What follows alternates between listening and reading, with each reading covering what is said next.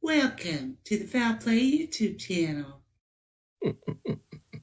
Welcome, everyone. It's good to be back, and welcome back, beautiful people. And thank you all for coming and listening to our podcast entitled Reading with Uncle Ken. And we're on part 24. And if you caught our last podcast, we're on chapter 9 of Ken Kratz's book entitled The Accomplice. And essentially what Ken Kratz is talking about is Brendan Dassey. And my name is Dr. Silkman, and I'm from the Foul Play team. It's good to be back, guys. So what we're going to do is we're going to continue reading certain passages from chapter 9, and we're going to get feedback from our panel. And guys, if you enjoy what we do, if you enjoy our podcasts that we do, not only this one, but also the open mic and other presentations that Foul Play does, hey, please subscribe. You know, we've got over 1,500 subscribers, and that is awesome, considering that Foul Play is still quite young as a group. And as you'll see, our group is very dynamic. It's made up of a lot of different people with an incredible amount of passion and talent, and I'm glad to be part of the team. If you like what we do, guys, please give us a thumbs up. That'll be awesome. And today, guys, joining us on the panel, and introduce yourselves, guys, to those who are new, who may not know who you are. We have Alice. Hi, everyone. Thanks for joining. Thank you, Alice. We have Bibi. Hey, everyone. We have Checking Convictions. Good morning, everybody. How's your blood pressure, Checking Convictions? It's there. We have Jack61. Hello, hello. We have Neverly. Good morning. We have Susan. Good morning, everyone. We have Zoe. Hi, guys. And we also have Sammy. Hello. Hey, welcome, guys. It's good to be here. And as per Dr. Silkman, Dr. Silkman, I'm sure everybody's blood pressure is soon to be pumping quite well in a few minutes. Correct. Absolutely. Yeah, look, it's good to be here, and we're going to be continuing our reading from chapter 9. But as I said, and I'm not kidding, get ready for your blood pressure to rise. This is the chapter in which Ken Kratz essentially character assassinates Brendan Dassey. But we have to go through it, guys. Now, as per usual, I believe that Checking Convictions, Zoe and Sammy will be checking the chat. If you've got any questions, guys, just put it in the chat and we'll try and answer it during the podcast proper. The other thing I like to let you all know is that recently we've added both the George Floyd and the Chris Watts case files on our webpage. Come to our website and you're quite welcome to read any of those documents. They're freely available. Recently, we've also uploaded the Brendan Dassey trial readings, and I think we're up to chapter 4 or 5. 4 and 5 have been uploaded. Is that right, guys? Day 4 and 5. I think that's what's been uploaded so far. Yes, that's correct. Days 4 and 5 were recently done, and we're working on day 6. Hopefully we'll finish that today. Yeah, and look, I'd like to really give a big thanks to everyone who's been involved in that. It's a huge amount of work, but I tell you what, it's really, really worth it. I'm always learning, as everybody else is, and I'll tell you what, reading the case transcripts, I've learned so much, and it's really important, and that's what I'm really impressed about Foul Play. We're not just people that just watch Making a Murderer 1 and 2. deep dive into the documents. We also go into other areas, and including reading the trial transcripts. And it's been a fantastic effort by everyone. Jack 61.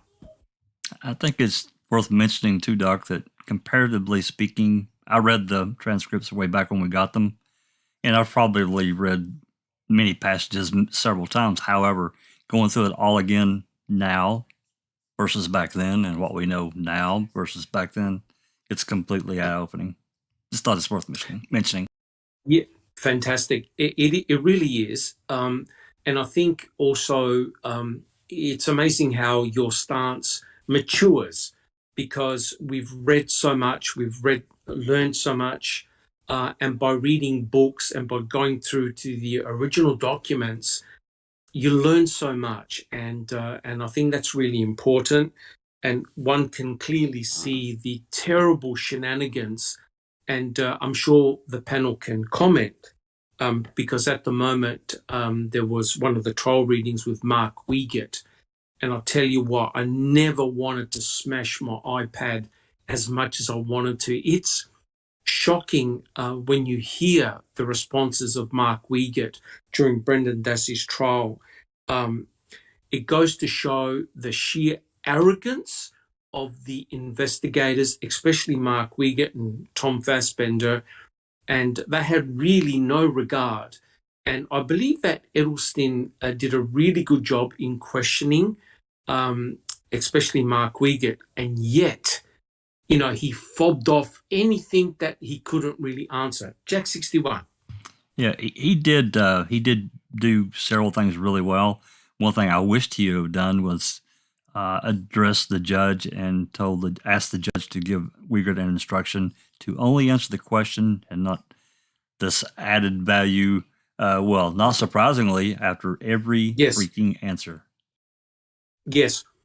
And for those who haven't listened to it, I really urge you guys to have a listen, because it really gives you an insider account of what went down in that trial.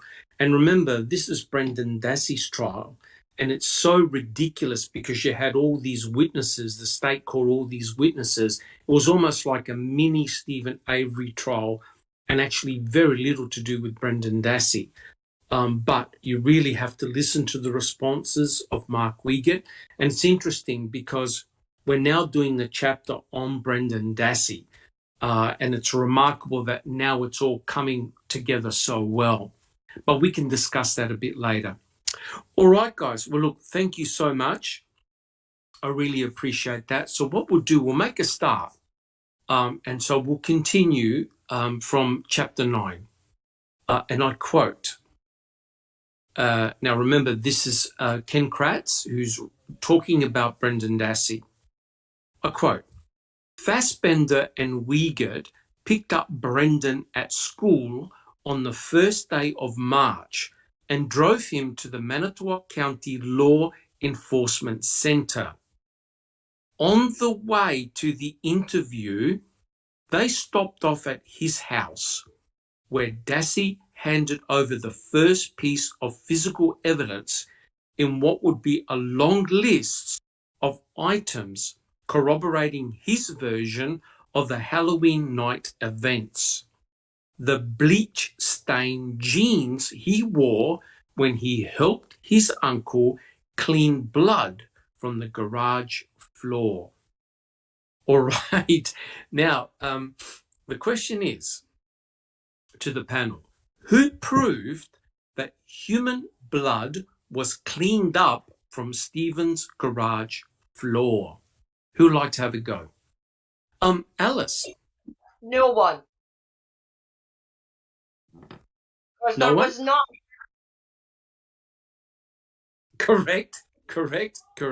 Then what's Ken Kratz talking about, Alice? He's just opening his mouth and letting his belly rumble because there's no facts to it at all. He's pumping his gums far too much, the same as he pumped his gums when he was doing the press conference. There is absolutely nothing.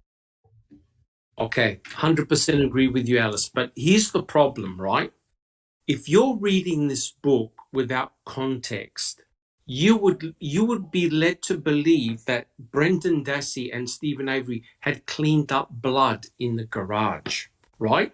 That's the impression that Ken Kratz gives in his book. Okay, anybody else has got an answer or a comment? Jack 61. Oh, I have to mimic what Alice said. He's just, gibbity gump, letting just crap roll off his gums. And he's trying to, he's again selling the story that there was this big, huge pool of blood, which is what Fassbender suggested to Brendan, even though it was likely transmission fluid or burnt transmission fluid or burnt oil. And correct. Brendan didn't say that. Fassbender did. Correct. But isn't it remarkable, guys, how Ken Kratz writes it down as a fact in his book that they cleaned blood, right? Now, guys, was there actually any evidence of blood in the garage? No. No, well, there were a few. No. I think there were a few spots of Stephen's blood here and there, but that's correct. That is 100% correct. There was some drops of Stephen Avery's blood, but was any blood of Teresa Horbach found in the garage? No. No. Susan, do you have a comment? Yeah, I still think we need to write this book, what Ken Kratz got wrong and what Making a Murder got wrong. Yes. Correct. He just outright lies in this book, and it's just disgusting. I mean, yes, I agree, Susan. I mean, it's okay to have some liberties in a book, but this is really going beyond the pale, right? By yes. Ken Kratz saying that there's blood. Well, the blood has to be of the victim, right? Teresa Horbach. And that clearly is not the case. Susan, any more comments? No, I think that's all. Thanks. Okay. Sammy, do you have a comment? Well, it's all about perception, right? And correct. He is still trying to dictate a story to create a perception that he hopes will never go away. Correct. 100% correct. Bibi, do you have a comment? Yeah, they Lumina, tons of Lumina in that crash. They were spraying Lumina everywhere in that crash. So yes, they did. It's just untrue. Yeah. Correct. And the thing is, guys, luminol just doesn't detect blood. There are many other chemicals that luminol reacts with, but you're right, guys. It's the impression that's important here. When you see the CSI team go into the garage and spray the entire garage with luminol, you're thinking, oh my God, there must be pools of blood absolutely everywhere. But the reality is, guys, it's a garage, right? And there are many common chemicals that luminol will react with, right? Now, is it also true that they jackhammered the garage floor? Yes. Yeah, that's right. And found nothing. That's correct. Remember when Kayla said, can blood seep through concrete, right? So their way of thinking was, okay, the murder site was now in the garage, no longer in the bedroom. It occurred in the garage, and so hence the blood has to be somewhere. Maybe it seeped through the concrete. So you're correct, guys. They jackhammered the concrete floor. They took away all the concrete pieces. They extensively swabbed it. Did they find any evidence of Teresa's blood? No. Nothing. No, not one molecule. Not one molecule. And remember what Ken Kratz said? Well, the reason why there was no blood was because they used what, BB? What did they use? That bulletproof tarp. A bulletproof tarp. That's correct. Still searching for one of them to purchase, yeah. Correct. Yes, we all are. It's because now they can't account for the fact that there's no blood anywhere. Susan, do you have a comment? I don't. Thank you. Okay. Awesome. So does anyone... Jack 61. Yeah, talking about Uyghur's testimony, another one little great line that he talked about. Edelston was questioning him on the stand, and he asked him, and it came up about Teresa getting stabbed allegedly in the back of the car, or back of the RAV, and they're being spattered. Correct. Anyway, a little bit later in the testimony, when he's allowed to explain, I guess under redirect, he said that when somebody gets stabbed, that the blood pools inside the cavity, it doesn't come out. That was his answer. That was a serious answer from this law enforcement person. Yeah. The blood goes inside the cavity. It doesn't come out of the body, basically is what he's saying. Yes. Well, maybe if you leave the knife in there, if you pull the knife out, it's coming out with the knife. Well, you'd think, but not according to Mr. Uyghur in this situation. She would have bled inside the cavity of her body, and it not be. It's not surprising at all. Then. It's not surprising at all. There's no blood. Yeah, not surprising. Yeah. Oh my God. Yeah. Correct. Neville, you're a nurse, a registered nurse. What do you think of the idea of no blood anywhere? Yeah, my rationale for that explanation is maybe in Wisconsin, full blood goes into the cavity. Oh yeah, it's the special gravity here that holds it. Yes. I forgot about that, Jam. Mm-hmm. Yeah. Silly us. Yeah. Correct. And that's why you got to really listen to the trial readings, especially the ones involving Uyghur and Fassbender, because some of the answers that they give are simply unbelievable. Now, if the defense, here's the kicker: if the defense gave answers like that, they would be howling and protesting to the judge, right?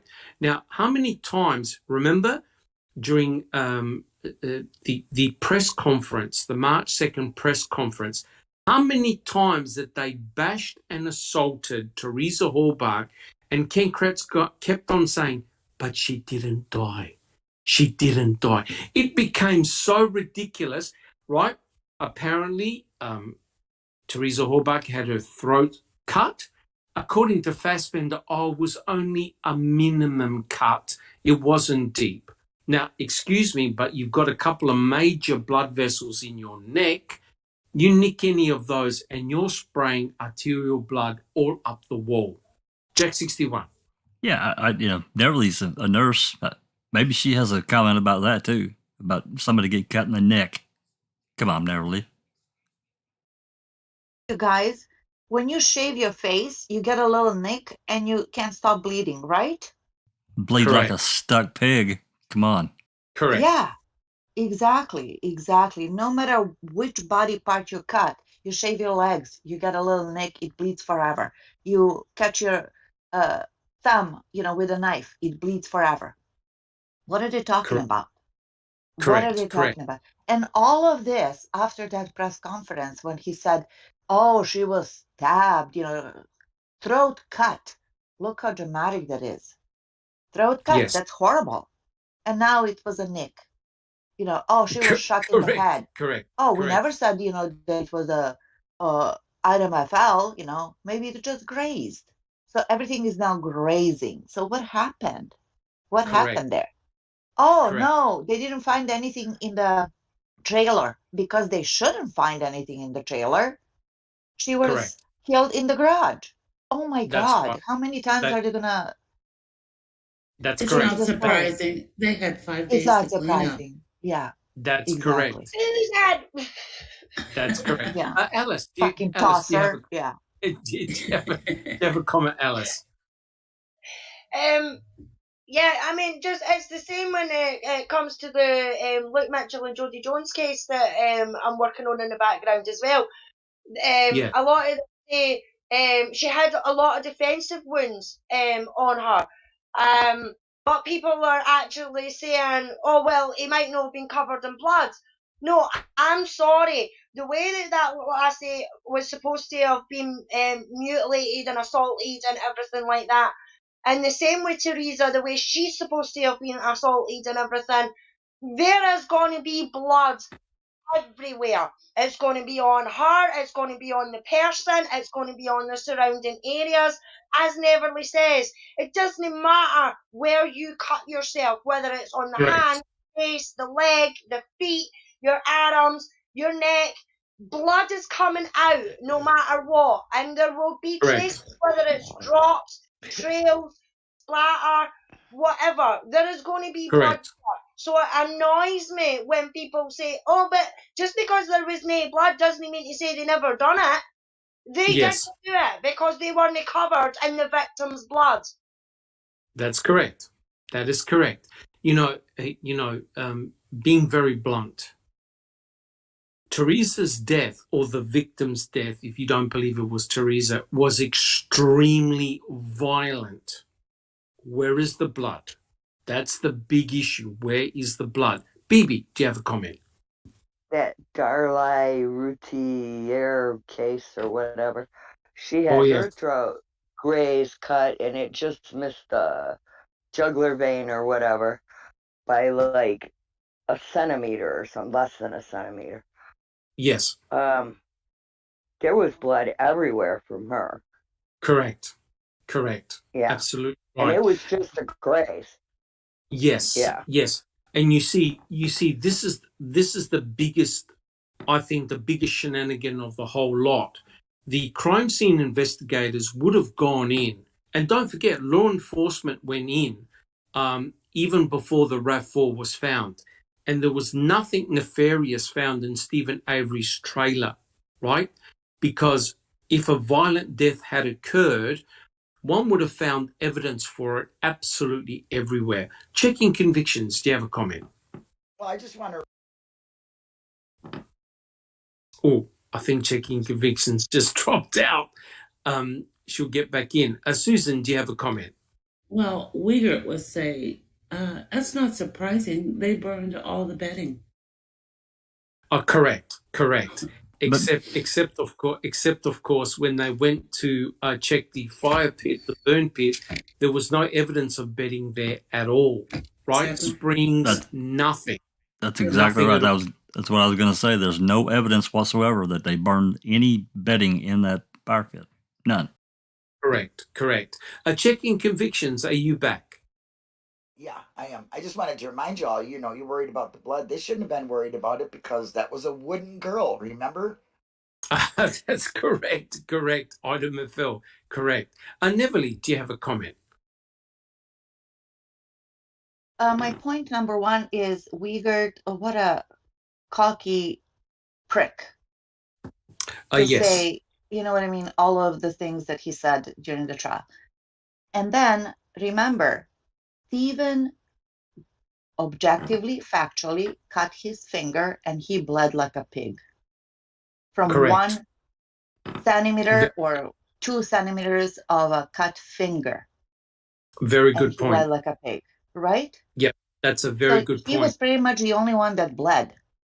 That's Everything correct. else that they were talking about, pools of blood and stuff, and judging by Wiegert's responses during the trial, don't you think that he was coached by Uncle Ken? Yes, all of them. Yeah. All the witnesses are indeed coached by the state, by the attorneys, and they're cautioned to only answer specific ways and specific questions. They are not to elaborate, right? Yes, so and by blowing off the answers. Correct. That's so like Kratz.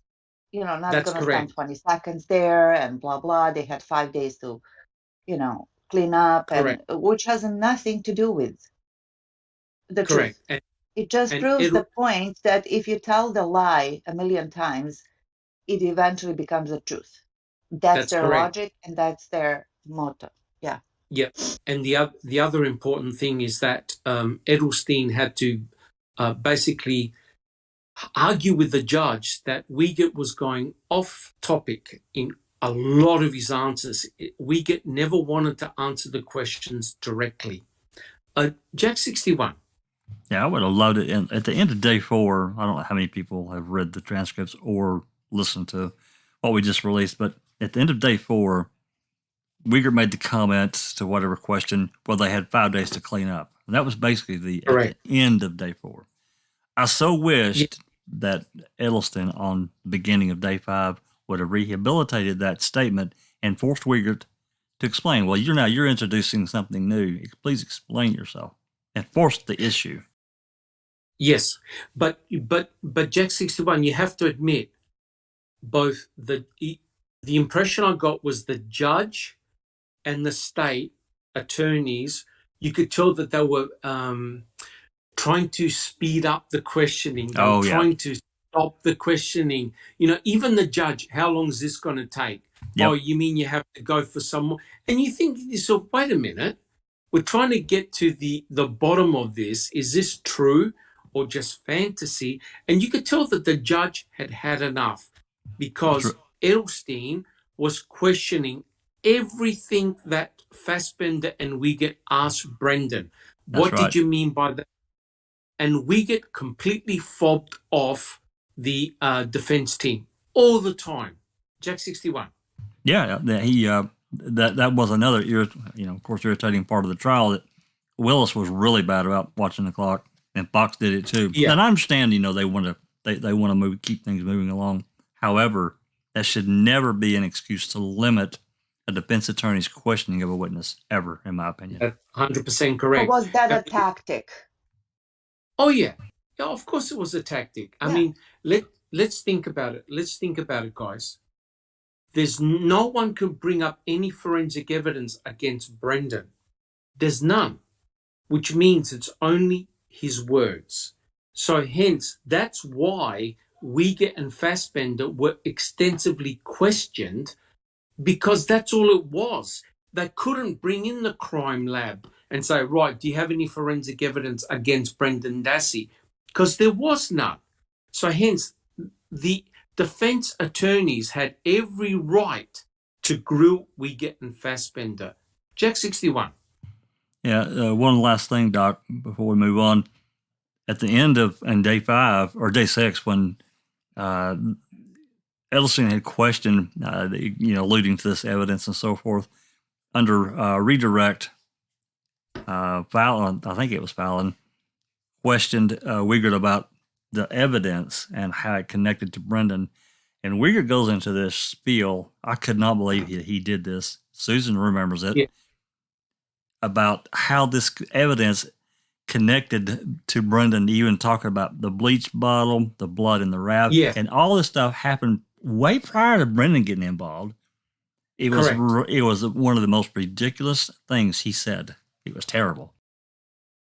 Yes, 100% correct. Susan, do you have a comment? I just want to say it's not surprising. Uyghur's answer for everything. You're 100%. Cruising for a bruising, Susan. Correct. But I mean, this case is going to be talked about even in 100 years' time, because it's so bizarre and so weird how a jury was able to convict Brendan Dassey based on just words, right?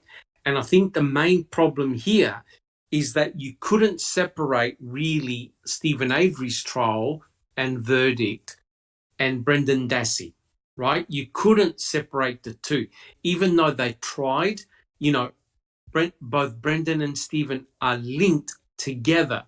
So I think there was an assumption, well, if Stephen Avery had committed this crime, right? Remember, it was circumstantial evidence against Stephen Avery, and he went in with a planting scenario.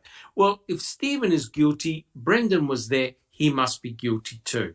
So that's the way they worked their story against Brendan Dassey. It was completely bizarre. Guys, does anyone have any other comments? Alice? Yeah, I mean, I'm the one that's reading the part we got. Yeah, I know you are. And, oh my God, Doc. So just, the stuff that guy is coming out with is unbelievable. It's shocking, and it's that much so. I mean, Zoe is going to have one cracker of a blooper for me, because last night when we were doing it, Jack and Susan were doing the questionnaire Fallon and Edelstein and everything like that, and as I was going on and on and on and on and on, I was getting more and more and more enraged, and it just came to this one bit. Yeah. I finished what I was saying, and I was just like, "Are you effing kidding me?" And we all just burst out, and Jack was like, "I'm glad you did that because I was ready to." Correct. I was about to blow my top. I can't wait for the blooper reel. Blooper reel. Yes, I mean I've done that. I've done that too when I've read Culhane and Eisenberg. It does get you very frustrated, and you know when one thinks about it, if you think this case is bad, could you imagine the 1985 case where you know that Stephen Avery was nowhere near Penny Bernstein, yet a jury convicted him? Could you imagine if we were to read those trial transcripts? It'll be just as frustrating. Unbelievable. All right, guys, are we all happy? Can we progress with the next question? We're all good? All right, so 1, they found no evidence of blood in the garage. They found no evidence of blood on Brendan Dassey's pants. Now, wait a second. Brendan Dassey doesn't own the house. Barb does. So how did they get access to the jeans in the first place? Since Brendan Dassey was a minor, didn't they really have to get parental consent? Guys, has anyone got a response to that? Checking convictions. Hell no, they didn't. They didn't need permission from anything with Brendan. They just took Brendan's word. Oh, he's old enough to make decisions. It's good enough. We got permission from him. Oh, Brendan said this. They treat him like he's a man. Like correct. Like he has, he's not a minor with some learning difficulties. I mean, they act like he is a grown ass man and he can make all the decisions. So no, they didn't see no wrong in that at all. No, and they did. They went to his house and they got the jeans. Bibi, do you have a comment? And they didn't seem to need permission to get him out of school either and take him. Yes, very good point. And to me, the impression I got was they're trying to bypass Barb as much as possible. Yeah, which is truly unbelievable.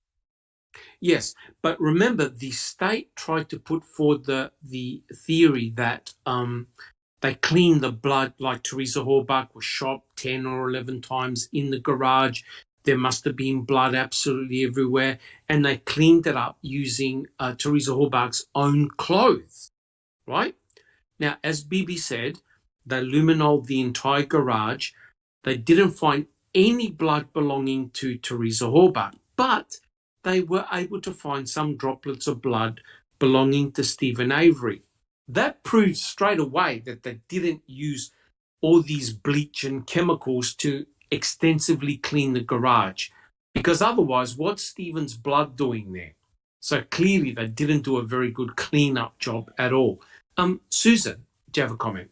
Yeah, I'm just wondering, does anybody know what day of the week February 27th and March 1st fall on? It must have been during the week, right? I'll look it up. Hold on. Go ahead. Well, I'm thinking that they, why was there that lag? Why did they wait a day? And now I'm thinking, well, Barbara had court on the 1st, and they must have known. Yes, she did. She had I think it was a divorce hearing. Yeah, something and I think like they that. Probably planned around that. Yes, so she wouldn't be there. I believe so. Wednesday. It was a Wednesday. Yeah. Yes. Okay. Yeah, February 27th was on a Monday. Right. Yeah, so why didn't they take him in on the 28th? Well, I think they had to create their little story there and get things worked out. They went for the attack. Yes, they most certainly didn't want Barb there. That Very is for sure. suspicious. And even Ken Kratz says it in his book that he was so happy that Barb didn't show up, which is just absolutely shameful. Sammy, do you have a comment? Well, yeah, this is all becoming more and more proof for the fact that they've set someone up. All of it. The no evidence, the bullshit. Oops, excuse me. Sorry. No, not at all. It is. Go ahead, KK. Keep editing your book because you're just digging your hole deeper. Correct. 100% correct. Yep. There's no doubt about that. But it's also the deviousness of both Fassbender and Wiegert as well, in terms of the way they interrogated Brendan, the number of times that they interrogated Brendan, the poor excuse that Wiegert used. Remember that he took Brendan to Fox Hills, right, for one night. And you sort of wonder, really what happened. Is there an actual transcript of what went down at Fox Hills? Does anyone know? Not that we're aware of, no. Yeah, not that we're aware of. There are notes, and I think there's some story from here and there that came out. One of the things that came out was that Fassbender, I think it was Fassbender, got in Blaine's face pretty loudly. Yeah. But there's no actual transcript that we're made aware of, not official, no. Yeah, very interesting. Thank you, Jack61. Neville, do you have a comment? Regarding the Fox Hill interview? Yes. How is that ever allowed? And the explanation that was given to the judge was so lame that they forgot the charging cable, and that's why it wasn't recorded. And he's like, oh, okay. What do you mean, oh, okay? No, it's not okay. Yeah. Toss it out. Correct. But yeah. you see that unfortunately the state were able to use or come up with any excuse that they wanted. If something was not quite right, they would come up with a poor excuse to explain their actions. And the judge seemed to have accepted everything that they put forward. If something wasn't quite right, the judge simply allowed it. Checking conviction. Tell me that they were not in cahoots. Yeah. I think that's pretty obvious. Checking convictions. It just makes me wonder. I mean, do they have any law guidelines at all? I mean, did they just throw that out the window? All their laws, all their guidelines, what a judge should allow, shouldn't allow. I mean, this case seems to have written its own laws, which would never go anywhere else in the country. I mean, this stuff just would not have. I mean, it's amazing to me that these people did not see that they were coached, that they're, no blood, piles of sweat. I mean, just the things that Kratz says is just so unbelievable. I just find it so hard to even imagine a judge not looking at guidelines or something during a trial. Correct. 100% correct. Thank you, checking convictions. Sammy, do you have a comment? Yeah, well, the laws, the policies, ordinances, whatever you want to call them, only apply when they want them to. Yes, but you have to admit, in both Stephen's and Brendan's trial, both trials were really, really weird in terms of what the judge allowed and didn't allow. And remember, anytime there was questioning, and Jack will back me up on this because we've done a lot of reading of the trial testimony, and same with Susan. Whenever the defense asked a real curly question, Ken Kratz and Fallon jumped out of their seats to try to block any further discussion. Now, why is that the case? They're like seamstresses. They're trying to keep this in one little box. They just want the one little story, nothing else. They don't want you thinking. They don't want people to think. But as far as the judge going okay with everything that they did, this down south is what we call the good old boys club. Oh, yeah. Oh, no question about it. Yeah. Susan, do you have any other comments? Yeah, I just wanted to say that those are the red flags that need to be scrutinized. Every time those things happen, you know that there's truth there. Correct. And don't forget that Kathleen Zellner hired a professor, a law professor, to examine what Ken Kratz did throughout the trials. And the professor, I forgot his name, but he wrote a scathing report of a lot of prosecutional misconduct that Ken Kratz did throughout the trials. Very, very scathing. Bibi. Yes, we did a powder puff on his paperwork on Kratz. Fantastic. And of course, that's on our YouTube channel. So check it out, guys. Yeah, that was very, very scathing indeed. Neverly. Yeah, and it was pleasure to talk about that because all of a sudden you have a voice of reason. You know what I mean? You know, you're not crazy. You're validated in everything that you feel. There's this expert who ripped Kratz a new one. It was beautiful. That's correct. But the problem is Ken Kratz hasn't been sanctioned for what he did in the trials. And he certainly hasn't been sanctioned about the press conference that he did, right? And, you know, Lord knows how much manipulation occurred in both trials by both Kratz and also by Fallon. And we know how Fassbender and Wiegert behaved. They just fobbed everything off. So Edelstein, in his questioning, he was really, really good.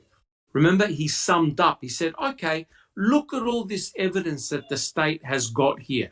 Not one piece of evidence points to my client, to Brendan Dassey.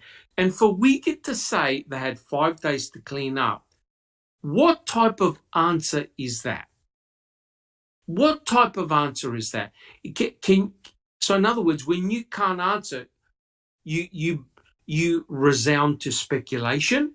You've got no answer, so you speculate. Well, they cleaned it up. There's no blood. They cleaned it up. There's none of this. They cleaned it up. How about actually showing some pure forensic physical evidence? There isn't any. Guys, any other comments? All right. Now, get ready. This one's a ripper. Now, I quote, late that afternoon, my cell phone rang. We need to see you, Wiegert said, urgency in his voice. How did it go? You ain't going to fucking believe it. Dassey confessed to raping Teresa while Stephen watched, and they killed her together. Wiegert was right. I didn't fucking believe it. How did you get him to tell you all this stuff? I asked. We just kept telling him, it's okay, Brendan. We already know what happened. And the kid kept telling us more and more and more. Now, here's the question. It's a serious question. Apart from what was disclosed in the media, what information did Brendan Dassey provide that proved both he and Stephen had raped and killed Teresa Halbach? Jack 61. Nothing. Not one single solitary thing. Would you like to expand your answer, Jack 61? Oh, numerous places. You know, this whole story about the 16-year-old kid raping or having sex for the first time with someone, but he doesn't finish. Come on. Correct. This whole deal about Fassbender pressing Brendan about, well, did Steve go under the hood? He's the one that brought that up. Brendan didn't. Correct. He talked. Correct. He talked about. Well, they used this knife. Wigger says, well, one of them asked, where's the knife at? And Brendan says, I don't know, maybe in the drawer. What? None of it made any sense whatsoever. He let her in the head. Yeah, that's correct. Shot her in the head. Correct. I mean, come on. There was just numerous things, Doc. Yeah, and don't forget when he said they asked him, "What did you do with the knife?" Or we stuck it in the RAV4. And remember, the investigators went back months later to have a look underneath the seat of the RAV4 to see if there was a knife. Now, excuse me, if the RAV4 was in the crime lab, being checked over from top to bottom, are you trying to tell me that they actually missed a knife? Yeah, not a chance. Correct. What the investigators were doing, they were desperate to prove Brendan Dassey's story to be correct, but they couldn't. They couldn't find the knife. They took all the knives from the kitchens. They tested all the knives. They did not find any of Teresa's blood on any of the knives. Checking convictions. Do you have a comment? Yeah, they just said, oh, we already know, Brendan. We already know. No, you said a lot more than that. You added lengths and body parts and places and where did it happen and who shot her in the head and correct everything. I mean, the control question, you know what I'm saying? I mean, these are things that as investigators, they knew they were lying. They knew that they had to extend whatever Brendan said because he didn't say much. If you read his stuff, he nodded his head, or he would say a toe, and they would make it a foot and a leg. Yes, correct, correct. A piece of the forehead, and it was a complete head, but yet she was dismembered. Okay, correct. So it was saw marks. Okay, you don't do that after you disintegrate bones. No. So that's correct. Everything that they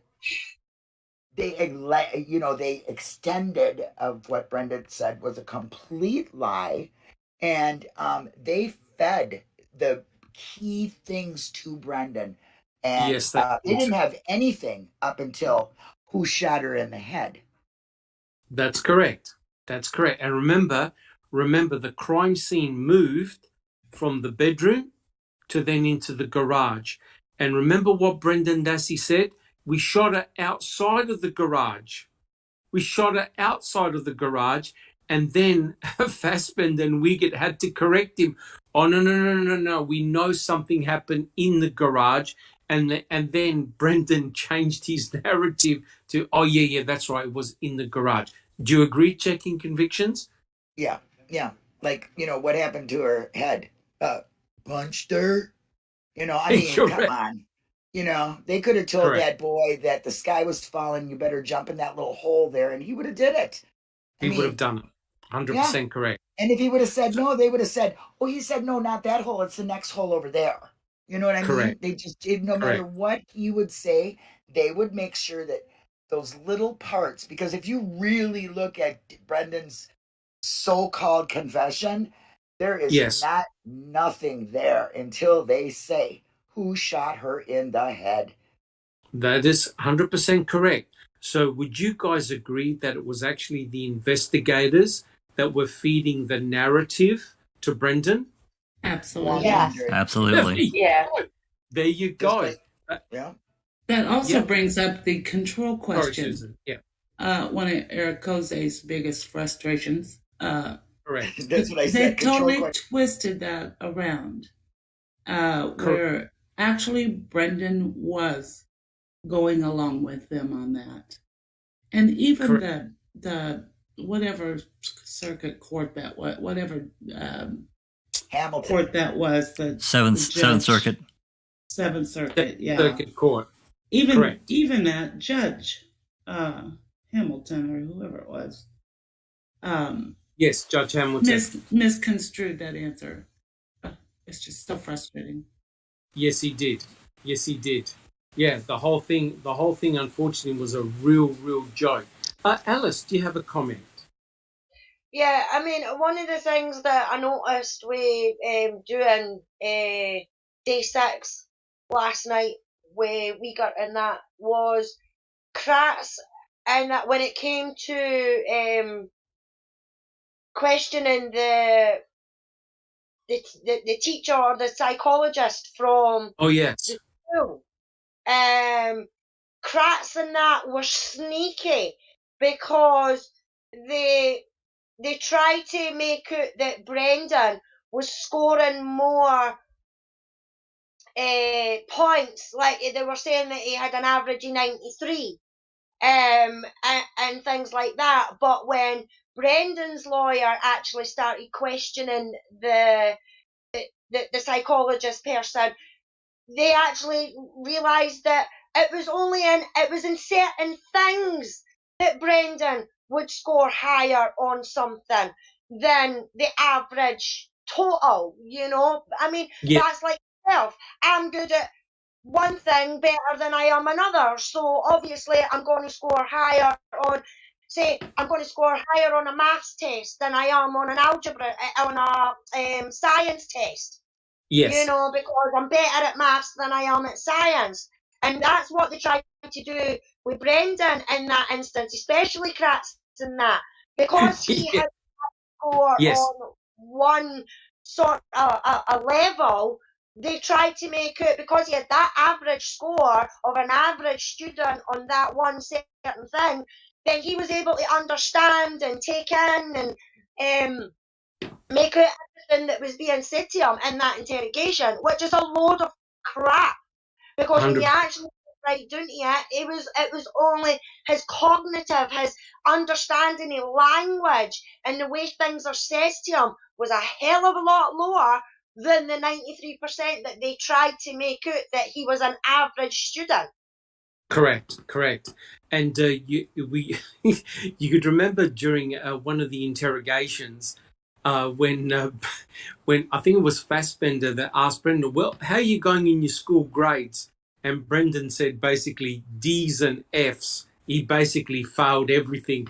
And Fassbender goes, oh, that's not so bad. Does anyone remember that? Yeah. And I'm thinking to myself, wait a minute, the kid's failing just about everything. He's going to special ed classes, and Fassbender's telling you, oh, well, you know, that's not too bad, not a bad effort. I don't think they really comprehended what they were dealing with. No. Bibi.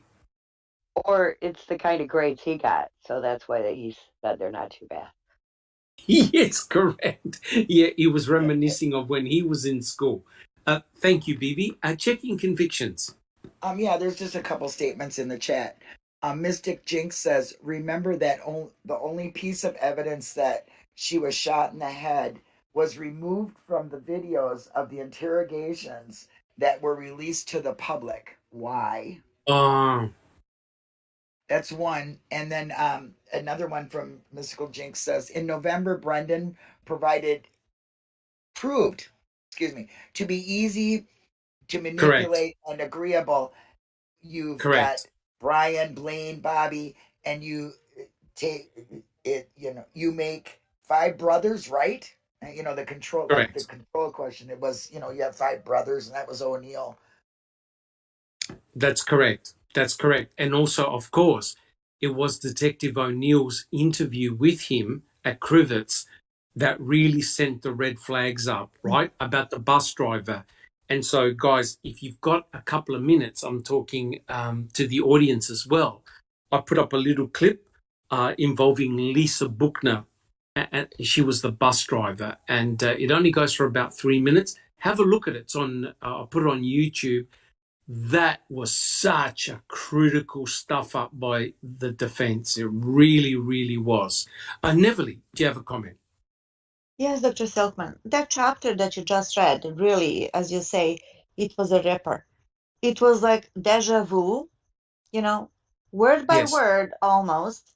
Earlier in the book, when Pratt said, when Uyghur came into his office and he said, you're not going to fucking believe this. And he goes, what?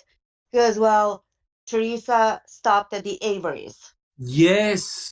Right? Correct. And now you're not going to fucking believe this. Brendan confessed. Word by word. How lucky were they? Yeah, How correct. lucky. Yeah. In fact, that's probably the best bit in the whole book. When he said, oh, we get knocked on my door and said, you're not going to believe it, but Teresa's last stop was at Stephen Avery at the salvage yard. And now he's saying, you're not going to believe it. Brendan Dassey confessed to everything. How convenient, right, Bibi? As Bibi would say, how convenient. Correct. Yeah. Everything was always so convenient. Yes. Correct. And I cannot believe, accept, and or comprehend that they did not know that Brendan was low.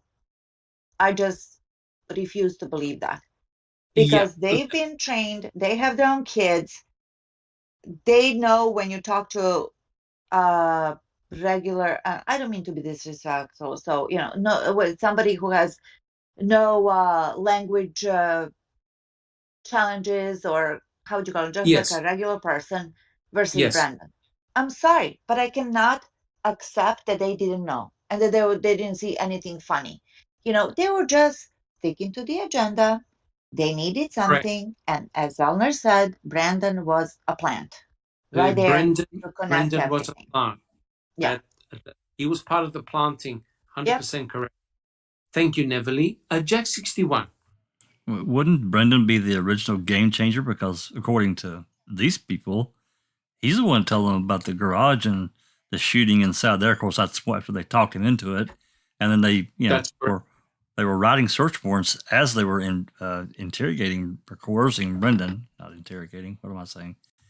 They were writing search warrants, and Uyghurs in the background. Oh, hold up, wait, guys, hold on, don't sign that yet. Wait. That's right. They were still beating the crap out of him, trying to coerce him to say more stuff. And then, they go find this bullet out of MFL. Oh, and that was the game changer for Kratz. How many game changers do you get in a case? I mean, well, that's correct. That's correct. But Brendan Dassey was important because Brendan Dassey gave a narrative. But unfortunately, the narrative wasn't really Brendan. It was actually Fassbender and Wiegert's narrative that was guiding and coercing Brendan. And all he was doing was agreeing. That's right. Because the investigator said to him, we already know. So Brendan's thinking, well, if they already know, I'm just going to agree with them, right? Because Brendan's motivation was to get out of there. He wanted to go back to school, right? He thought, okay, I'll be in trouble for a little bit, but, I'll be home, no problem. He had no idea what he was getting himself into. Neville, do you have a comment? If they presented to the judge, hey, we have a confession from a kid who is intellectually challenged, do you think that the judge would actually say, oh, okay, no problem? You know what I mean? So they have to stick with the story that he's totally fine. Like, no, there's nothing wrong. Correct. Yeah. Correct. Because otherwise it would be criminal on their part what they did. Correct. Oh, it's disgraceful. And someone, as Stuart said, the way they used Brendan was shameful. And that's 100% correct. And remember in the press conference, one of the news reporters said to Ken Kratz, is there any DNA backing up the kid's story? And Stephen and Ken Kratz went into some rubbish response. He basically didn't give a response because Ken Kratz knew that there was no DNA evidence tying Brendan to any crime. But the news reporters were smart enough to pick that up, which was very interesting. Neville. Oh, I'm sorry. Jack 61. Yeah, in this, what I was talking about earlier, and when Uyghur was trying to make all these connections to Brendan to evidence, he was, I don't know why he did this, but he even tried to connect the bleach bottle to Brendan that they found. So Edelston's like, so you're telling us You want this jury to believe that 5 months later, this bleach bottle is connected to Brendan. That's something that happened back in October or whenever. Are you really saying that? I don't remember what Bigger said. It was absolutely ridiculous. Correct. But they didn't have anything. No, they didn't, but they had to make up a scenario. Yep. Ken Kratz and Tom Fallon had to make up a scenario, right? And basically, they had nothing to work with except Brendan's words. Now, if you read the interrogation, I think it was the 27th of February or March the 1st, one of those, when Wiegert and Fassbender asked, did you have sex with Teresa Halbach, right? And they said, did she have pubic hair? In one response, he goes, yes. They asked him the same question down the track. Did she have pubic hair? No. How long did you have sex for her? 5 minutes. Why did you stop? I don't know. Now, does that sound as though he actually raped anyone, or is he making the whole thing up? He's making it up. He's making it up. He's completely making it up. He's never had sex before, so he's making it up. And believe me, I'm sure that rape victims around the world would just love to have Brendan as a rapist. You know what I mean? Only 5 minutes, nothing wrong. You know what I mean? But, correct. Come on, let's get real here. This kid is great. What the hell? I mean, I can't even believe that anybody would believe that at all. Correct, but that's what was used to in fact charge him of rape. They didn't even charge Stephen Avery with rape because they couldn't prove it. Yet because Brendan agreed that he did have sex with Teresa Halbach, he got convicted and charged. Bibi. Well, and it's clear and obvious the kid doesn't know how sex works. No. He had absolutely no idea. Yeah. He had absolutely no idea. Correct. But remember what Tom Fallon said? He wanted to find out all about it. And remember what Ken Kratz said? How he put up, he said that, his uncle said, good boy, that's how you do it. And you're thinking to yourself, are these guys in fantasy land or what? Neverly. They are in fantasy land, and they had a mission to complete, and they did, and they got accolades, promotions, and everything else, right? So if they think that they did a good job, good for them. I think it's shameful, but hey, who am I? Back to Brandon having sex for 5 minutes. He stopped. He doesn't know why. The tragic part, a part of being wrapped up in all this case and being, convicted for life for nothing that he did, is also that he was a virgin. He admitted that he was a virgin, yet he's sitting in prison for raping. And they wanted to do a plea deal where he had to say, yes, I'm guilty of what? Of rape, when he's still a fucking virgin and to register as a sex offender. I mean, life is cruel. Yeah. What they did to that kid is really cruel on so many levels. That is correct. And don't forget, guys, right? And I'll put up the little clip about the key and Kucharski and his alien comment. Kucharski was sitting on the bed taking notes. Excuse me, isn't that where the alleged rape and torture and everything else took place? And they're sitting on potential important forensic evidence? No. The reason why he sat on the bed was because he knew that nothing nefarious had taken place on that bed. No fluids, no body secretions, absolutely nothing. They even said, well, the reason why there's nothing there is because they burnt all the bedding, including the mattress. They checked the fire pit. There were no springs. There was nothing that was burnt from the bedroom, right? The whole thing was made up. Checking convictions. Oh, I was just going to say, we were chanting they got to his head with the lies they fed. Well, they actually got to every juror's head and citizen that believed this bullshit. Correct. But you have to admit, checking convictions. Once Ken Kratz did that press conference on March the 2nd, it was game over for both of them. It was game over. You can't unring that bell, as Strang said. You can't unring that bell, right? Now, why wasn't Ken Kratz sanctioned and the case thrown out? Immunity. Correct. Well, correct. but that only goes so far. If a prosecutor breaks Wisconsin statutes, then he was basically allowed to do it. That's my opinion. I'm sorry to jump in, but I had to say it. No, 100% correct. But Jack 61, we know why he did it. We know why he did it. Absolutely. Right? Right? Absolutely. Because he was worried that Stephen Avery was saying to the press, hey, they're setting me up. They're setting me up again. So he had to one up Stephen Avery by saying, well, okay, this is what your nephew said you and him did to Teresa Horbach. And that completely changed the dynamics of the case. Neverly. Yes, Kratz figured out the more gregarious the story is, the more unbelievable the story is, the more people are going to believe. Because who's going to question all of that bullshit, and who's going to call bullshit? Nobody. Because they're going to be like shock and horror, right? And they went for that.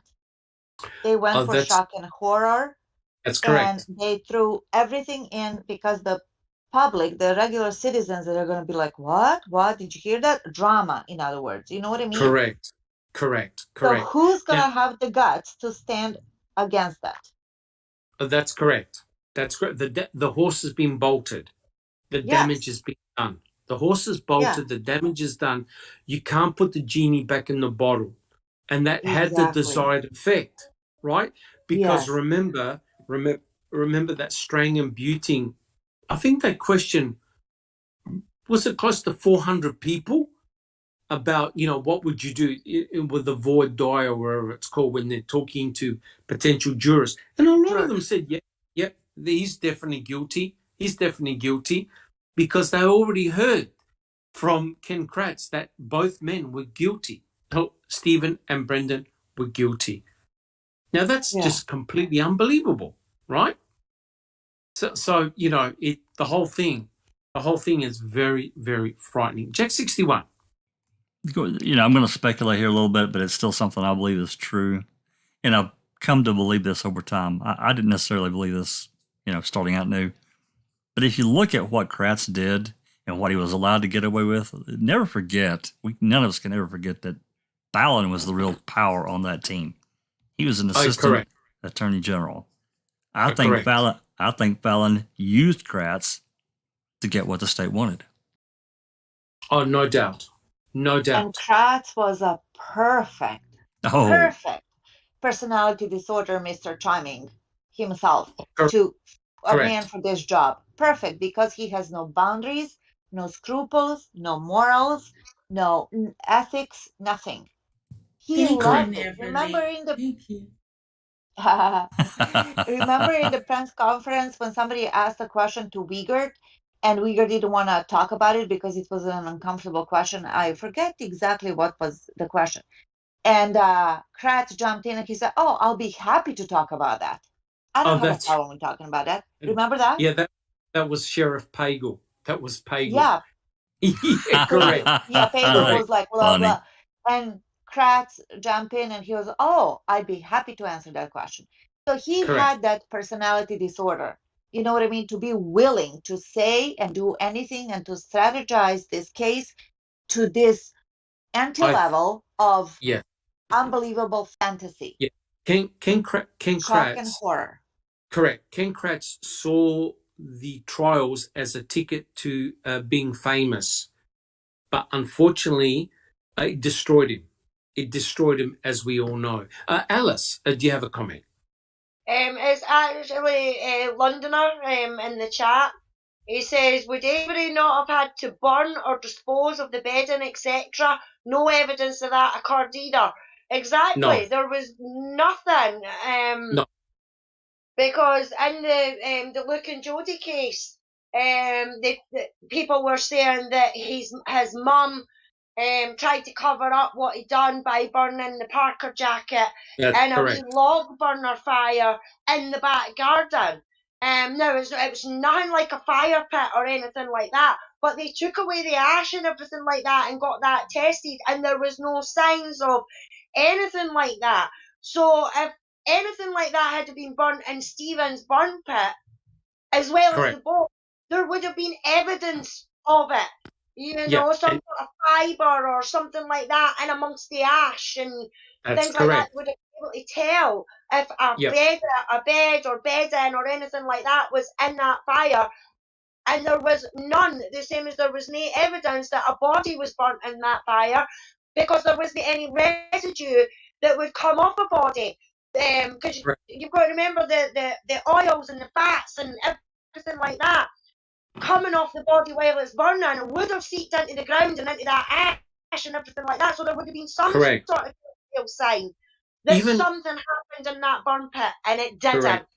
Correct. Even Stephen Avery in a phone call said, he summed up, he goes, the evidence doesn't make any sense, right? He was smart enough to realize that the evidence made no sense at all, right? We've seen a lot of crime scene shows. We've seen a lot of documentaries. We've seen a lot of crime scenes, bloody crime scenes. And I'll tell you what happened on the salvage yard does not look like a typical crime scene. It looks completely staged. Everything is staged from the RAV4 to the crimes. Sorry, yeah. I mean, I think I know now what Stephen did. And the 2.5 years or whatever it was that he was free when he was exonerated in 2003. He wasn't planning on a murder or anything like that. He was training to be a member of the Magic Circle, so that when the time came, he could just stand there with his magic wand and say abracadabra, and all the evidence. Correct. But don't forget, in one of the chapters that we read, Ken Kratz accused Stephen Avery of planning to kill Teresa Horbo 18 years ago. 18 years ago, he planned a murder. I know. Yeah. That's just a load of shite and bollocks. That's right. That's exactly right. Sammy, do you have a comment? Well, all of this is actually proving a much larger point here and actually proving the setup. There's absolutely zero evidence. There is none. None. And the more they keep reiterating that there's evidence, the more it shows they've set him up. Because it's absolutely not there. Correct. 100% agree. 100% agree. The crime scenes looked very staged. Checking convictions. Do you have a comment?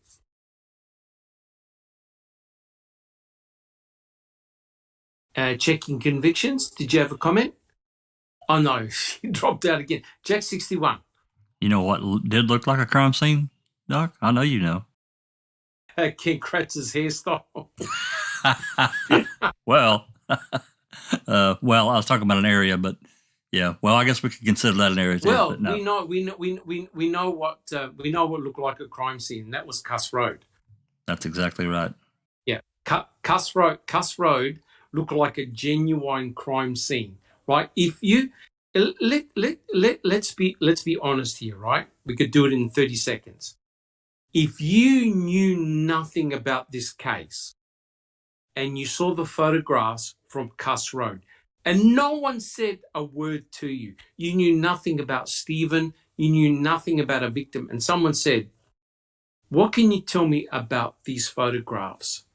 I bet you that 100% of people would say, by God, that's a crime scene. No doubt. Right? 100% Would you agree. Would you Yeah. agree? Let's just say you knew nothing about the case and you just saw the photographs. The first thing you will say is, oh my God, look at all the resources which are down at this location. Something really major happened here. And yet, the amount of times that Cuss Road was mentioned in CASO and the amount of times that Cuss Road was mentioned in the trial was a minimum. A minimum. They actually had to suppress what they found at Cuss Road. And to me, I don't know what they found at Cuss Road, but I bet you it pointed to Teresa Hallbach.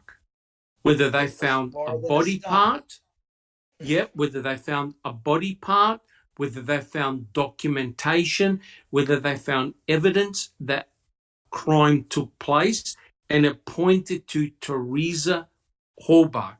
They suppressed it. Susan. Now, Doc, you know it was nothing but a stump.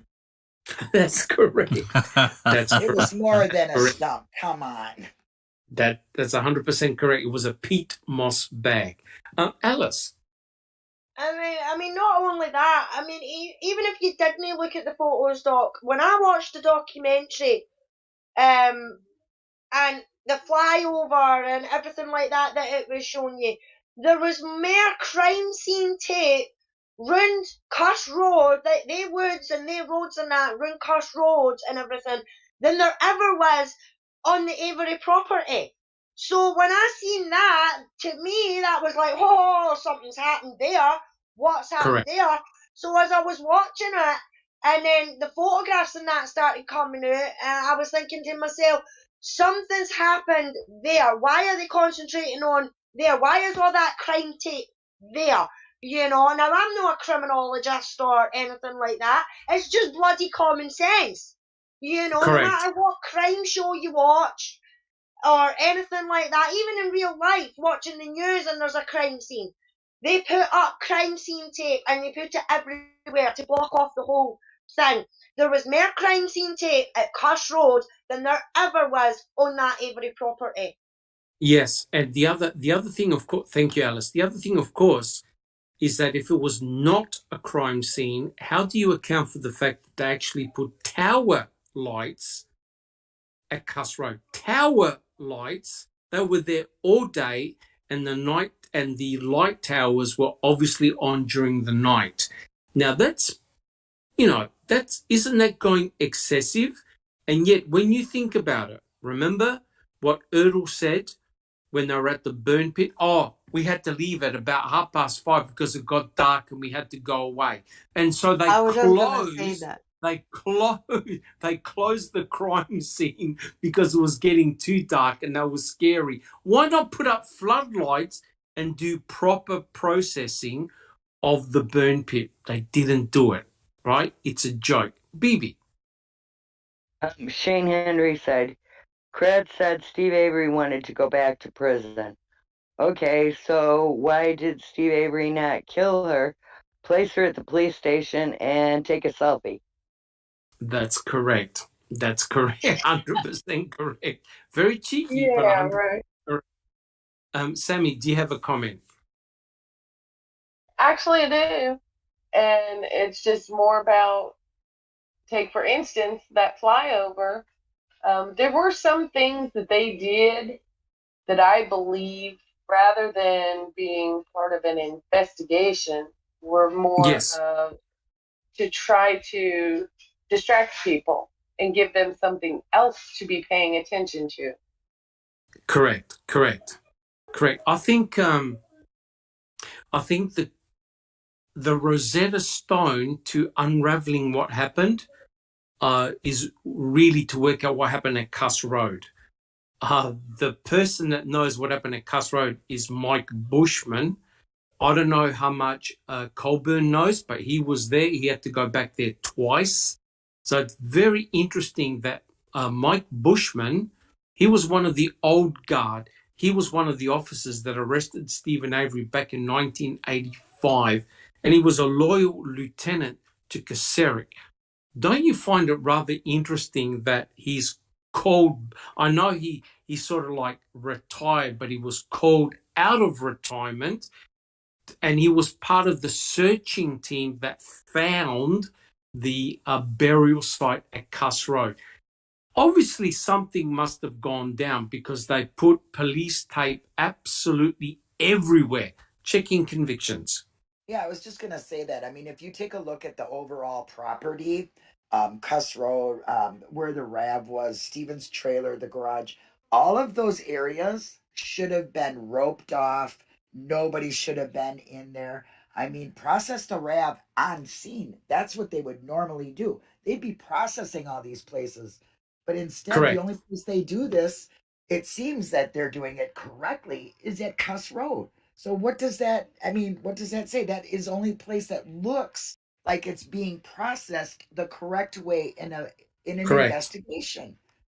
That's 100% correct. With all the personnel that went down there, it's remarkable. And, you know, weren't the investigators trying to convince Brendan Dassey, oh, yeah, Uncle Steve got a bucket of bones and went down at the quarry or something like that? It just got so ridiculous. Bibi, do you have a comment? Yeah, Nancy 7 said, there's also questionable amounts of crime tape around that van and zero explanation. Correct. 100% correct. Yeah, I mean, there's so many weird things that have gone on in this particular case. Oh, we haven't even started to unravel it. Jack 61. Just one final comment about Cuss Road before you move on, Doc, is that, you know, when you really boil it down to what they said they found, was a couple of old peat moss bags and an old rotten pallet, yet they spent all day and into the evening there. Yes, they did. Correct. Now, Correct. what kind of horse shit do they? I mean, how stupid do they think we are? I mean, come on, there's no way they would do. There's just no way. Correct. And you know, I remember Fassbender in particular complaining that they didn't have enough resources, and yet there was an army of people down there for just some disturbed soil. Now, if these guys are, and mind you, they called the CSI unit, there were 2 trucks down there, right? 2 of them. And look, someone with a bit of experience would have looked at it and said, guys, there's nothing to see here. They wouldn't have spent the entire day at Cuss Road. And not only that, they actually got the team to do a 3D reconstruction with all the measurements that they took at Cuss Road and the deer camp. Now, wait a minute. Cuss Road and deer camp is nowhere near the salvage yard. What are they doing down there? Checking convictions. Yeah, well, that's what I mean. I mean, they were short-handed, right? I mean, isn't that why they had Manitowoc coming in there for equipment only? Because, you know, this is a small town, according to Fassbender, and they needed all the manpower they could Correct. get. So why are they wasting all their time, that amount of time and money at Cuss Row if there's nothing there? 100% correct. And, you know, I don't know how they got away with it. I honestly don't know how they got away with it, but they did. Because remember, Kratz spoke with Colburn on the stand. Colburn said, oh, nothing to see here, nothing. And so that was it. No more discussion about Cuss Road. That's a $1 million question there, Doc. How did they get away with it? Correct. And the same thing with questioning Brendan Dassey. Exactly how they got away with it, I got no idea. Neverly. We're hearing about all these pails, you know, the plastic buckets. Yes. Full of bones and full of remains and stuff. We never heard that in the courtroom, right? Well, they didn't want to discuss the Manitowoc County gravel pits, right? Well, excuse me for the inconvenience. Exactly. Excuse me. For, you know, that's kind of suppression of evidence, if you ask me, the non-lawyer over here. There's like, they just dismissed the whole thing. if it wasn't up until we started following all the phone calls that we found out that their search expanded to 2.5 miles, and that Pedro was giggling like a schoolgirl when he says, "Oh, it all paid off, ha ha, everything's a good day, glorious day," and whatnot. "Oh, Chief, is it really true that we found some body parts and more?" He goes, "Yep, and much more." We never heard any of that in the court. No, that's correct. And don't forget, we don't have access to all the phone calls as well. On the November 4th, we have none of that. That's correct. That did not exist in Manitowoc, in Wisconsin, and November they took the 4th. day off. Yeah. That's correct. That's correct. Jack 61. Yeah, I was just going to say, remember, one final comment about Cuss Road, there's still a pile of photographs we can't get. Correct. H1 and H2.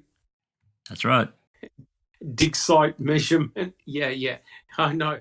There's a lot of stuff that we haven't seen yet. And Mystic Jinx asked a very good question in regards, did Mike Bushman actually bring a dog to Cuss Road?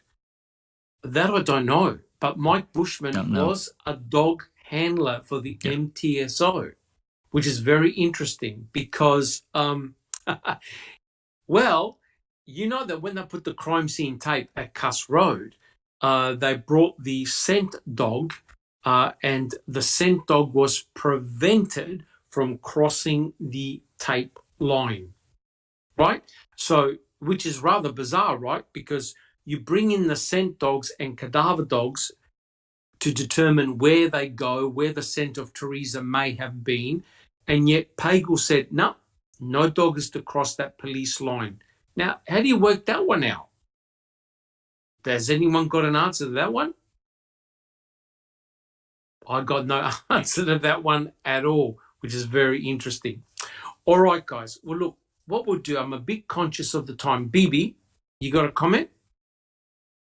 Jinx was saying that Bushman also was a drug dog handler, right, though? Yeah.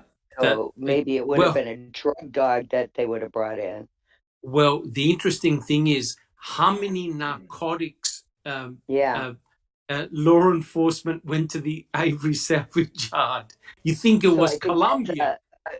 I think that's a good distinction there, that he was a drug dog handler and that he could have very well have brought a drug dog there,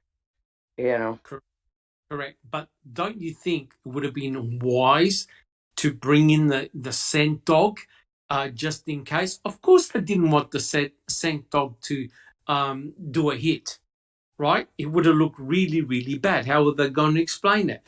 Because the dog handler would have had to have written a report. So it is rather bizarre. Now, look, guys, I am a bit conscious of the time. I've got a bit of a storm happening outside. I'm a bit concerned I'm going to lose power and end the podcast. Are you guys happy if we do one more question? Sure. Yeah? Because we can. Yep. Yeah, we can continue this next week because there's a lot more good questions here. Like I said, we've got the whole day we've had thunderstorms and hail, and it's been really, really nasty. So I don't want to lose internet power. So what we'll do one more question. Okay. A quote. It was clear that for Brendan, providing 1 or 2 word answers was not a communication style limited to police interrogations. This kid probably didn't go into chapter and verse about anything in his life. Hell, he probably wasn't used to being asked much by anyone about anything. So here's my question to the panel. Why did Ken Kratz write this about Brendan? Was he actually having a dig at Barb and her family? Who would like to answer that one? So to me, this is another classic character assassination. Sammy, do you have a comment? Absolutely, he was. It was degrading. And it was also him admitting that he knew this child was not up to par for these questionings or interrogations. That is an excellent point. Here's Ken Kratz, who just admitted Brendan Dassey's limitations of being interrogated because he couldn't answer. He's Ken Kratz. I'm telling you, he did another embedded confession, right? In fact, we got to do another question. All right. Susan, do you have a comment? Thank you, Sammy. Excellent point. Well, what's weird about that is O'Neill testified on the stand that when he was first talking to Brendan and not talking about Teresa, that Brendan was all talkative and had no problem and held a full conversation when they were just talking about stuff not related to the case. Correct. So that's exactly the opposite. Yes, 100% correct. Thank you very much, Susan. Bibi. Mm-hmm. Thank you, Susan. Well, Bibi. It's as if Brenda Dassey was like waterboarded or drowned with language, like they said in that report Under the Hood. That report that some people did on the language and how little that Brendan used and how much and many words and half-finished sentences that the coercers use. Correct. But not only that, Bibi. Often Wiegert and Fassbender would ask him 3 questions in a row without Brendan Dassey even answering any of them. Yeah, they like waterboarded him and or drowned him in language. Correct. It was too much for him. He has a language impairment. That's where his impairment comes in. Yeah. 100% agree. Thank you very much, Bibi. Anybody else got any comments on that one? So do you think Ken Kratz was having a go at Barb? He had a go at anybody he could. Anybody he could. And yes, I do. Yes, I agree. Neverly, thank you, Same, I agree. Yes, he did. And he does that with a purpose, of course, because Ken Kratz is purpose-driven. Everything he says and does is purpose-driven. He did that just, again, as you said, character assassination and also shifting the blame to Barb now and her child-rearing skills versus what they did. Yeah. Oh, dear. Yeah, it's no good. All right, guys, look, what we'll do, we'll continue the podcast next week because this one here is going. The next statement is going to go for an hour with the things that we can discuss about it. So, guys, what we'll do, let's go down the list and tell us what you've been doing and whether you've got anything to report to the panel and to our audience. Alice, how about yourself? Hi, nothing much new. We've started doing the readings again of Brendan, and as we've been discussing, it's absolutely infuriating. Yes. Seeing it, and we're reading it as well. You kind of take it in a bit more, and to actually understand what they put that lad through, is absolutely disgusting. And we're doing Mark Wiegert, I kind of felt ill, wanted to wash my mouth out with soap, because of what was coming out. But Alice, would you agree that Fassbender and Wiegert had no care at all for Brendan Dassey? Oh yeah, I would agree with that. They did not care one bit whether he was intellectually impaired or anything like that. But to me, they didn't even have to go after Brendan in the first place. They wanted Stephen. They got Stephen. Stephen was convicted. So I don't understand why they didn't just drop it with Brendan, because everybody can tell that that laddie had nothing to do with this whole situation.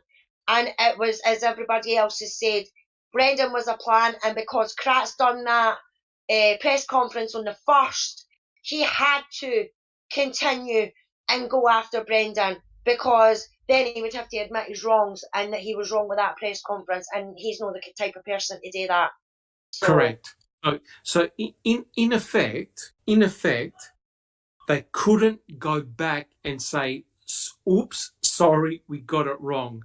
They had to continue with the stupid story and scenario all the way. They couldn't go back, could they? No, they definitely couldn't. It would make them look like fools, and there was no Correct. way that they were going to do that. Make themselves look fools, and then make Stephen out to be the victim and everything like that. There was no way that they were going to do that. So continuing with the readings, hopefully, and it should be out soon. So looking forward to Fantastic. doing more of that. Fantastic. Thank you so much, Alice. Thank you so much. Bibi. Not so much. Same old, same old. But Always you went to Cuss Road, didn't you? Yeah, we went quite a few places while we were there. Part of the rally. Yeah. Yes. Yeah, that was awesome. Absolutely awesome. Thank you so much, Bibi. Thank you. Yep. Thank you, Bibi. Checking convictions. Oh, where do I start? First of all, I'd like to say I had a very heart-filled rally. I really felt the energy from everybody. It was great meeting some of the Follow Play members here, who I love very, very much. I'd like to also say that a few of our members have had some losses, so my heart goes out to you. And we're thinking about you. We're here for you. And we're getting back to the readings. Brendan's post conviction, so you'll hear Alice and her bullocks and pollies and all that good talk from Alice. And tonight or today at about, I think it's 3 p.m. Central, Jinx Thinks has opened up a YouTube channel, and she will be on again today. So check out her channel. We put the link in the description, or I mean in the chat too. So other than that, that's it. I guess that's it for me. Sorry, just to jump in, Doc, for the UK viewers, the Mystic Jinx Live will be at 9 p.m. UK time. Right. Fantastic. Thank you very much, Alice. Jack 61. Well, really good stuff today about the book and how a lot of these things connect, and then even in connection with, as you said, the reading of the trial transcripts, which hopefully today we can. We only have one short part left to do to finish day 6, and then of course it'll be on to day 7. Brendan's trial is only 8 days, and that was just an abomination of the defense. It's so bad. I mean, even day 6, they finished really early because the defense didn't have any more witnesses ready for that day. If that just gives everybody an idea. So anyway, continue with that. Hopefully we can get that completed. I'm going to be doing a search for between the end of the trial and, of course, we have the Brendan sentencing hearing that we'll be doing that as well. But I don't think there's any appeals that are hearings between that time, which was August of 2007, and January of 2010. But if there is, I'm going to find it, and hopefully we can get that and get it get it memorialized and recorded. Excellent. And then for tomorrow, open mic, I'm bouncing between. I've already announced it, but I'm bouncing between. I'm a little embarrassed between a couple of things. I haven't made up my mind yet. So we'll see. Should be interesting though. It's going to be one of 3 things. It's either going to be about Brendan, Cuss Road, or some DCI report. But I haven't decided yet. But I'll talk to everybody and see what they want to do. Cuss Road. Well, I mean, I haven't done a follow-up to Cuss Road, and that's one of the earliest open mics that we did. If you guys remember, way back months ago. I've not done a follow-up. Yes. Maybe it's time. Yes. Yes, CASO always is a very interesting topic. That is for sure. Yep. Thank you very much, Jack 61. And it's incredible how the trial readings have now dovetailed into the chapter that we're reading at the moment. And we didn't plan that at all. That was so no, it's crazy. No, because we're on part 24. We couldn't have, that was a complete fluke, but it worked out really, really well. Thank you, Jack 61. Yeah. Thank you. Neville, how about yourself? Hello, Dr. Silkman. Yeah, all is well. I took some time off and I'm back now and looking forward to all the goodies that we're doing. And it's my pleasure to be part of all of this. Fantastic. So thank you. Fantastic. Thank you so much, Neville. Doc, I wanted to add I wanted to add one more thing. I wanted to thank Zoe for all of her hard work that she does for us in the background. And everyone else, thank you for participating in the readings and recordings and all that kind of thing. It's it's all voluntary. I appreciate it. So I just wanted to say thanks. Correct. Fantastic. And we appreciate it. Thank you, Zoe. Yeah, we do. And like I want to echo, we're very lucky. We're a really good group. We get along really well and we do a lot of stuff and get stuff done. And that's fantastic. We'll look back at this, when the boys come home and we'll be proud. We've done really, really good work. So proud. Susan, how about yourself? Well, as you know, Doc, my dad passed away last Sunday. So it's been a very tough week. Yes. But getting back to the readings has been a nice distraction. Yes, of course, all of us send our condolences to you and your family. I tell you what, it's very frightening. Very, very frightening. I really appreciate that. Thank you. No worries, Susan. Thank you so much. Zoe. Is Zoe there? Probably not. Okay, and finally, Sammy. How about yourself? Testing. Zoe's busy working quietly in the background again. Correct. Testing 1 2 3. Testing. Sammy. Testing 1 2 3. I'm doing really well. I'm hanging in there. Still working overnight. I'll probably do that till I take my last breath or retire.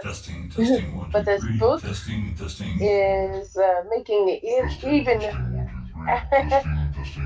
so clear just all of the shenanigans that actually took place. He can never shut up. He is making this work for them. Yes, he is. He is. Yep. And I'm 100% convinced that I bet you Norm Garn and Tom Fallon wish that Ken Kratz never wrote this book and just kept quiet. But he can't help himself. He's like Testing 1 2 3. Stephen Avery can't help but talking, and Norkin Ken Kratz. But the amount of golden nuggets that are in his book is just phenomenal. Yep. How have you been? Yeah. Well, not too bad. Slowly getting better. And, I'm in and out of hospitals all the time. But, to me, I'm just so glad I've got this fantastic group that I'm part of, and I can work and be productive and work together with you guys. It's been a really good distraction in my life. And, I'm, like I said, I'm appreciative and I'm learning new stuff every day. So, we'll get there. We'll slowly get there. Like I said, my aim is to wear shoes and go to the beach and put my feet in sand. How about that? Hallelujah. Oh, yeah. Hallelujah. Yeah. Yep. That'll be great. All right, guys. Well, if there are no final comments, I'd like to thank, first of all, our listeners for coming along, faithful listeners for coming along and listening to the podcast. Thank you very much for your support and all the questions that you've had. Thank you so much. Remember, if you like what we do, please subscribe and give us a thumbs up. If you don't like what we do, look, please let us know. We're not perfect, and we'll try and improve, do the best that we possibly can. I'd like to thank the panel for coming along and answering their questions.